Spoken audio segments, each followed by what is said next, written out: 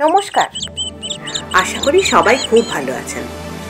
আজকে থাকছে তাডোবা পর্বের আরও একটি ব্র্যান্ড নিউ ভিডিও।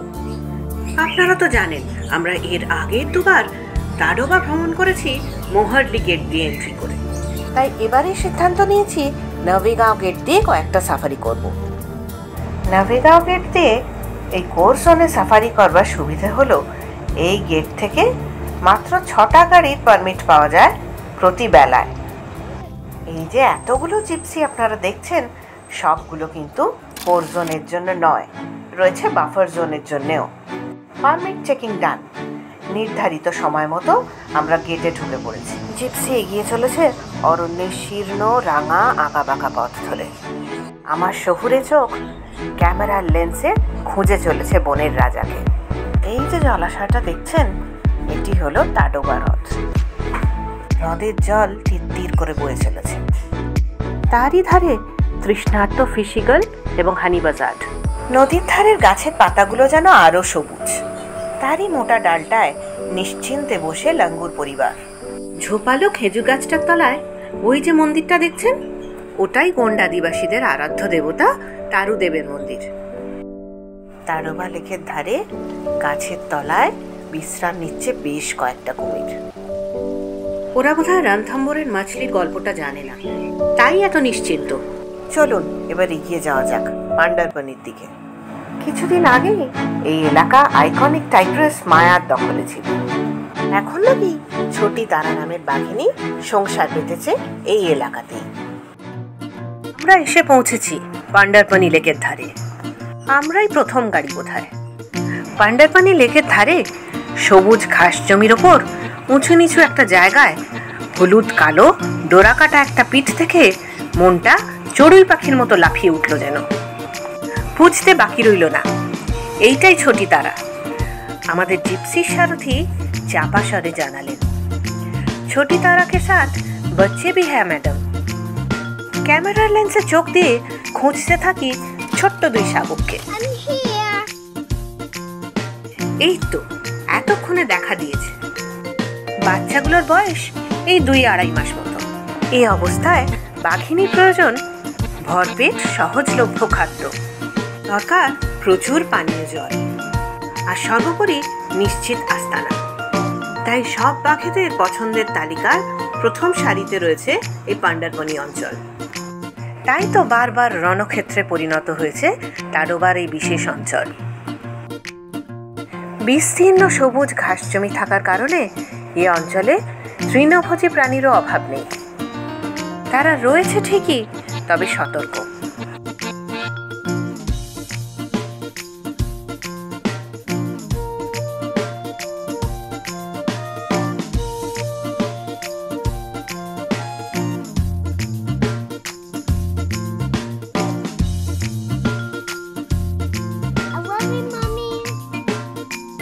বেশ খানিকক্ষণ খেলা হলো, এবার একটু বিশ্রাম।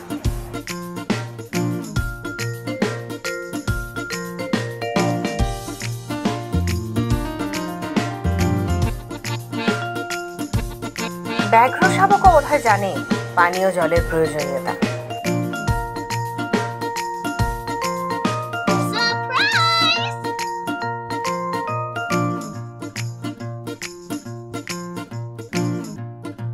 আরেকজনও এসে হাজির হয়েছে ইতিমধ্যে।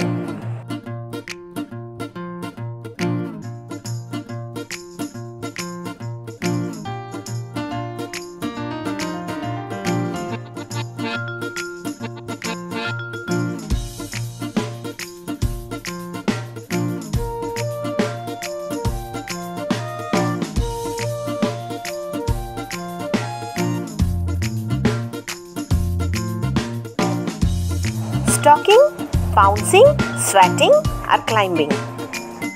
বড় হয়ে শিকার ধরার জন্য এই 4টে জিনিস বাঘেদের জন্য অত্যন্ত জরুরি। এই 4টে বিষয়কে কাজে লাগিয়ে বাঘের বাচ্চারা তাদের মায়ের এবং সহোদরের সাথে খেলাধুলো করে ক্রমে পাকাপোক্ত শিকারী হয়ে ওঠে। এবার আর কথা নয়, দেখতে থাকুন ওদের খেলাধুলোর দৃশ্য। আর যদি ভালো লাগে অবশ্যই লাইক করুন আমার ভিডিওটা।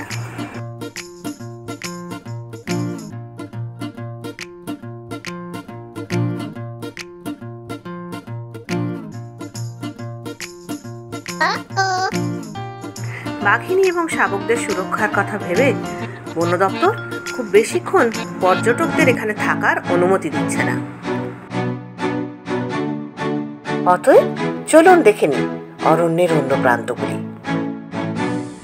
এই জায়গাটির নাম 97 নাম্বার ওয়াটার হোল। আসলে গ্রীষ্মকালে তীব্র দাবদাহের কারণে অরণ্যে থাকা জলাশয়গুলি শুকিয়ে যায়, তাই ফরেস্ট ডিপার্টমেন্টের প্রচেষ্টায় তৈরি হয়েছে এই আর্টিফিশিয়াল ওয়াটার হোলগুলো, যাতে প্রাণীরা একেবারেই জলকষ্টের সম্মুখীন না হয়।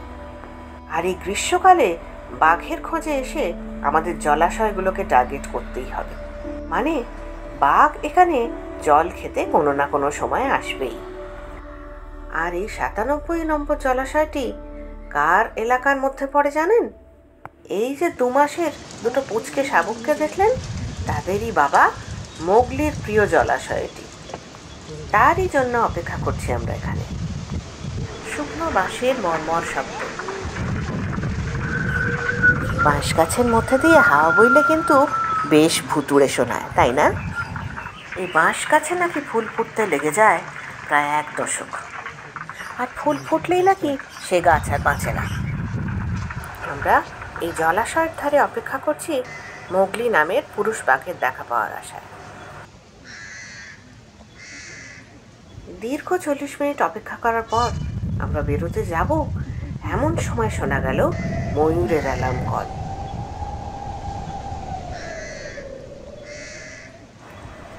অবশেষে হঠাৎ বাঁশঝাড়ের পর্দা সরিয়ে প্রকাণ্ড এক চেহারার পুরুষ বাঘ জলাশয়ের কাছটাতে এসে হাজির হলো, ঠিক যেন ব্যাক স্টেজ থেকে মূল মঞ্চে কোনো কলাকুশলীর প্রবেশ। একেবারে রাজার মতোই তার হাবভাব, তার আচরণে রয়েছে গাম্ভীর্য। আমাদের মানুষদের বিন্দুমাত্র গ্রাহ্য না করে পেছন ঘুরে বসলো জলের মধ্যে, ঘাড় কাট করে জল খেলো বেশ অনেকক্ষণ ধরে। গাইডদের কথায় ইংরেজি অ্যালফাবেট এম এর মতন মোগলির কপালে নাকি একটি ত্রিশূল চিহ্ন রয়েছে, তাই এর নামের অক্ষরের আদ্যক্ষর এম দিয়ে নামকরণ করা হয়েছে মোগলি। গাইডরা আরও জানালেন যে তাডোবার কোলসা রেঞ্জ থেকে নাকি মোগলির আগমন। কোলসা রেঞ্জের প্রতিটি বাঘই আকৃতিতে বৃহৎ, এর কারণ এদের মূল খাদ্য ইন্ডিয়ান গড়। এই মোগলিরও নাকি ছোটোখাটো শিকারে মন ভরে না, তার পছন্দ বৃহদাকার ইন্ডিয়ান গড়। 2016 সালে এই বাঘটির জন্ম হয়। সময়টা 2021। ছোটা মাটকা তখন নভেগাঁও আর আলিজানজার রাজা। এলাকা দখলের লড়াইতে এই মোগলি তাকে হারিয়ে দেয়। তবে 2022 সালে ফের যুদ্ধ লাগে ছোটা মাটকা আর মোগলির, তাতে অবশ্য এই মোগলি পরাজয় স্বীকার করে। সে সময়টা মোগলি বিধ্বস্ত এবং বিতাড়িত, এমনকি তার কাছে ছিল না কোনো এলাকা। ভবঘুরের মতন ঘুরে ঘুরে কাটত তার জীবন। তবে 2023-এর গোড়ার দিক থেকে মোগলি আবারও করে বসবাস করা শুরু করেছে। বর্তমানে এই 97 নম্বর জলাশয়, পান্ডারপনি 1 এবং 2, অ্যানবরি এবং চিখলবাই, এই কটি জায়গায় মোগলিকে প্রায়শই দেখা যাচ্ছে। বাঘের এই ডোরাকাটা দাগগুলো কিন্তু আমাদের আঙুলের রেখার মতোই স্বতন্ত্র এবং অনন্য। তাই জন্যই আলাদা আলাদা বাঘকে চিনে নেওয়া সিক্রেট লুকিয়ে রয়েছে এই ডোরাকাটা দাগের মধ্যেই। জলাশয়ের মধ্যে উল্টে পাল্টে নিজের শরীরকে বেশ ভালোভাবে ঠান্ডা করে নিয়ে এইবার ওনার মর্জি হয়েছে আমাদের দিকে কিঞ্চিত দৃষ্টি নিক্ষেপ করার জন্য। বিন্দুমাত্র সময় নষ্ট না করে আমরাও লেন্স বন্দি করলাম বেশ কিছু মুহূর্ত। জানতে পারলাম মোগলির অফিসিয়াল নাম্বার 138। থাক, বন দপ্তরের পক্ষ থেকে তাকে T-138 বলে চিহ্নিত করা হয়। আর আগে যে টাইগ্রেসকে দেখেছেন, অর্থাৎ ছোটি তারা, সে হলো T-7।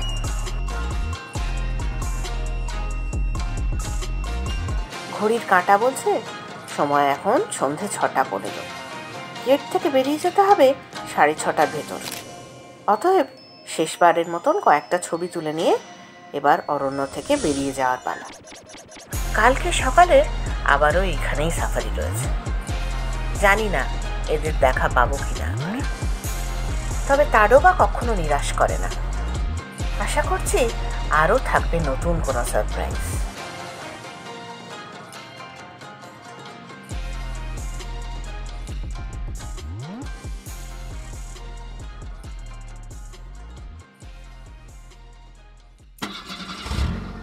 ভোরবেলা যথাসময়ে সাফারির জন্য বেরিয়ে পড়লাম আমরা। গন্তব্য সেই একই, তাডোবা আন্ধারি টাইগার রিজার্ভের কোর জোন। আর আমরা প্রবেশ করব নভেগাঁও গেট দিয়ে। পুরামের রাস্তার উপর জিপসির খড়খড় আওয়াজ, সঙ্গে পাখির কলতান, গাছের পাতার শব্দ, সব মিলেমিশে যেন এক কোরাসের সৃষ্টি হয়েছে। ঝিঝি পোকারা জানান দিচ্ছে নভেগাঁও সাফারি গেটে আমরা পৌঁছে গিয়েছি। আকাশের রংটা ঘাস ফড়িংয়ের দেহের মতো কোমল নীল। মৃদুমন্দ বাতাস গায়ে মেখে জিপসি এগিয়ে চলে। ধুলো মাখা সুরকি পথ সোহাগে ঘিরে ধরেছে গাছপালার সারিকে। আগের সাফারিতে থেমেছিলাম তাডোবা হ্রদের ধারে কিছুক্ষণ, তবে এবারে পাশ কাটিয়ে এগিয়ে চললাম। পেছনের ব্যাকড্রপ সবুজে সবুজ। দুদিন আগেই বৃষ্টি হয়েছে কিনা চোখ বুঝে এক মনে সবুজ পাতার রসালো আস্বাদ গ্রহণ করছে ইন্ডিয়ান গড়। হালকা রোদের আভা ওর বাঁ দিকের কান আর শিং ছুঁয়ে যাচ্ছে। অন্য প্রান্ত থেকে আসা জিপসি সারথীদের কথোপকথনে জানা গেল ছোটি তারাকে আজও দেখা গিয়েছে। শোনা মাত্র সেদিকটায় রওনা দিলাম আমরা। শীর্ণ পথের ধুলো উড়িয়ে চকিতে জিপসির মুখ ঘুরে ঘুরে যায়। দূর থেকে জিপসির ভিড় করা সারি দেখে অরণ্য প্রেমীদের মন যেন আনন্দে নেচে ওঠে। গাইডদের আবছা মারাঠি কথোপকথনে বাঘের উপস্থিতি টের পাই। ঘাড় ঘোরাতেই দেখতে পাই ফরেস্ট ডিপার্টমেন্টের গাড়ি। শাবক সঙ্গে থাকলে বাঘিনী হয়ে ওঠে বেশ হিংস্র।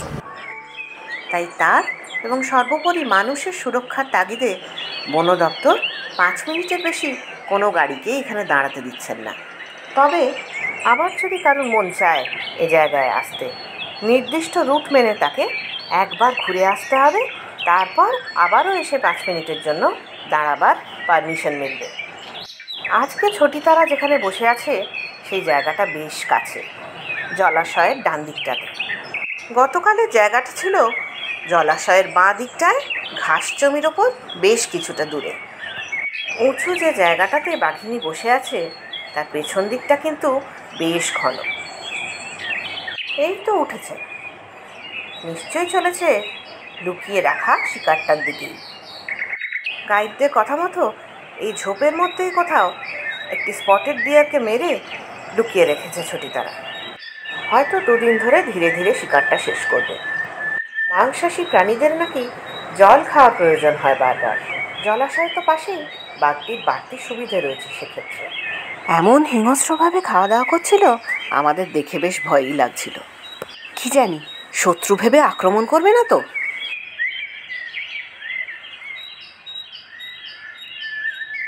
এতদিন জঙ্গলে ঘুরছি, বাঘও দেখেছি প্রচুর, তবে চোখের সামনে এইভাবে বসে খাওয়া দাওয়া করা এই প্রথমবারই দেখছি। আচ্ছা, বাচ্চাগুলোকে দেখছি না তো? এই জায়গাটা কিন্তু একটু অন্ধকার আর ছায়াযুক্ত, তাই নিশ্চিন্তে বিশ্রাম নিচ্ছে হয়তো।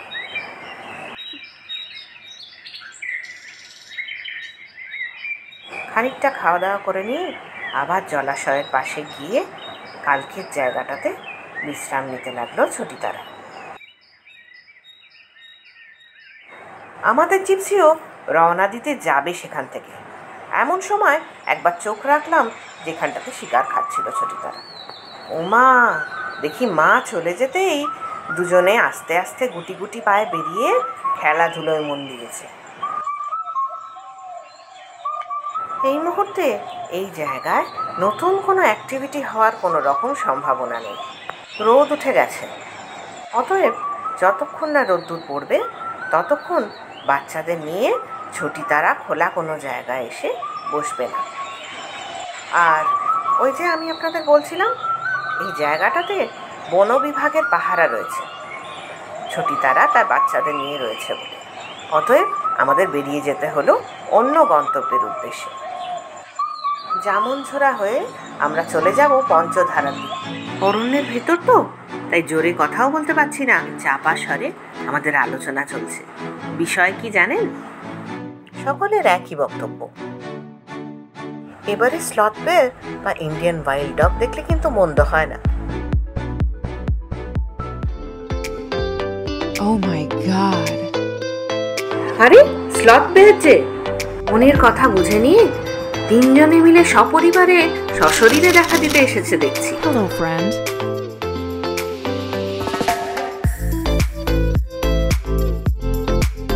Goodbye. নভীগাঁও গেটের কোরজোনের সাফারি এই পর্যন্ত। আমরা এরপর চলে যাব কোলারা গেটে। তাই আগামী পর্বে থাকবে কোলারা গেটের safari. Please like, share and comment if you like my video. আসুন জেনে নিই বাকিদের কেমন লাগছে তাহলে। প্রথমবার আসা, ভালো লাগছে, আবার আসতে চাই। অনেকগুলোই জায়গার সাইডিং হচ্ছে, ছোটা মাত্রা হলে আরেকটু মনটা পড়তো। আশা করি নেক্সট বার এসে নিশ্চয়ই পেয়ে যাবো। আচ্ছা দাদা ফরেস্ট ভালোই লেগেছে, তবে মটকা সিটটা পেলে এই ছোটো মটকা পেলে আরও ভালো লাগতো।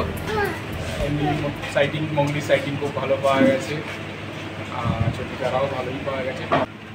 আমার প্রথম এক্সপিরিয়েন্স এত টাইগার দেখা।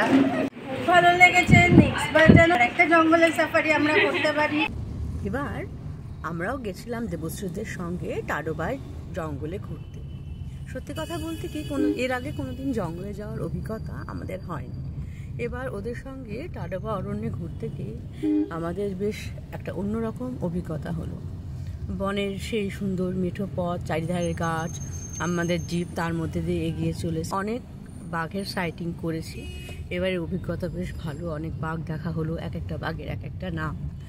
বেশ আনন্দই হয়েছে। এরকম আরও রোমাঞ্চকর অভিজ্ঞতার যেন আমরা সাথে হতে পারি। ইনফরমেশন কিন্তু ওখানেই দেওয়া থাকে, দেবশ্রী ভিডিওতেই দেওয়া থাকে। সেটা ফলো করবেন এবং দেবশ্রী ভিডিওগুলোকে লাইক করবেন। Thank you. আপনাদের কেমন লাগছে অবশ্যই জানান কমেন্ট করে। সকলে সুস্থ থাকবেন। দেখা হবে পরের ভিডিওতে। Good bye.